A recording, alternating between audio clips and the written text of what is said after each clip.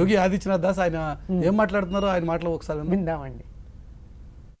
आप सब ने भी महसूस किया होगा, दीपावली का अवसर अवधपुरी के साथ जुड़ सके, अयोध्या के साथ जुड़ सके और उस कार्यक्रम को उस रूप में जोड़ने के लिए जो कार्यक्रम प्रारंभ हुआ था, आज उस कार्यक्रम की सिद्धि के रूप में आदरणीय प्रधानमंत्री जी के कर कमलों से इस अवसर पर श्री राम जन्मभूमि के भव्य और दिव्य मंदिर के निर्माण कार्य के भूमि पूजन और कार्य शुभारंभ का यह पवित्र पल भी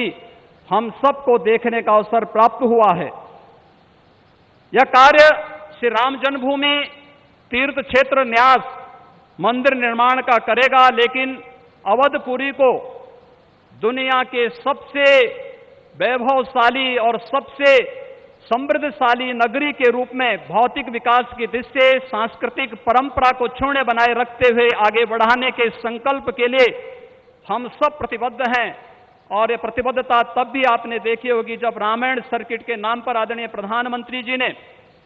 देश के उस श्रद्धा को सम्मान देने का कार्य किया।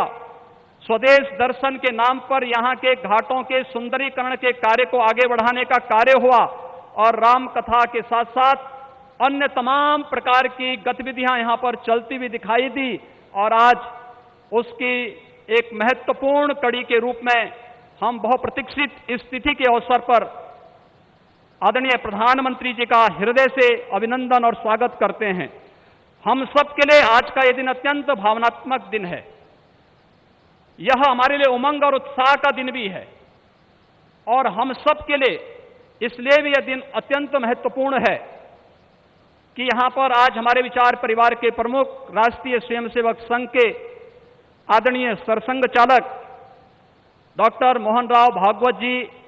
की उपस्थिति भी आज हम सबको उनका सानिध्य भी प्राप्त हो रहा है। मैं उनका अवधपुरी की इस धरती पर हृदय से स्वागत करता हूं, अभिनंदन करता हूं। मैं इस अवसर पर अपने सभी उन पूज्य धर्माचार्यों, पूज्य संतों का भी हृदय से स्वागत और अभिनंदन करता हूं जो आज उत्तर प्रदेश की इस धरती पर इस संपूर्ण कार्यक्रम में साक्षी बन रहे हैं। मैं उन सभी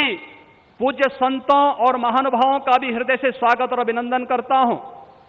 जिनकी प्रत्यक्ष अनुभूति हम लोग यहां पर कर तो रहे हैं, लेकिन वे प्रत्यक्ष रूप से यहां पर इस कार्यक्रम में सहभागी नहीं बन पा रहे हैं क्योंकि वैश्विक महामारी कोरोना के खिलाफ जो लड़ाई देश की चल रही है, उस लड़ाई में हम सब ने उस प्रोटोकॉल का पालन करने के लिए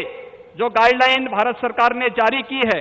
उसके तहत ही सीमित संख्या में अतिथियों का आमंत्रण हो सकता था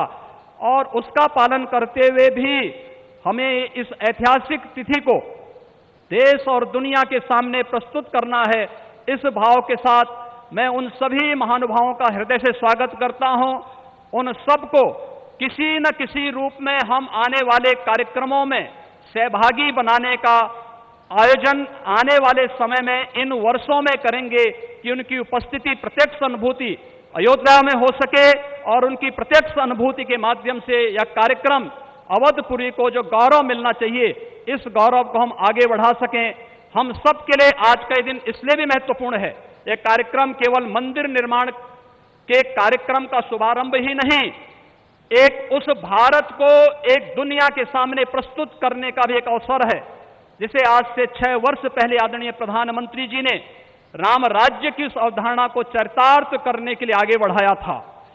जिसमें किसी के साथ न जाति के नाम पर, न क्षेत्र के नाम पर, न भाषा के नाम पर कोई भेदभाव नहीं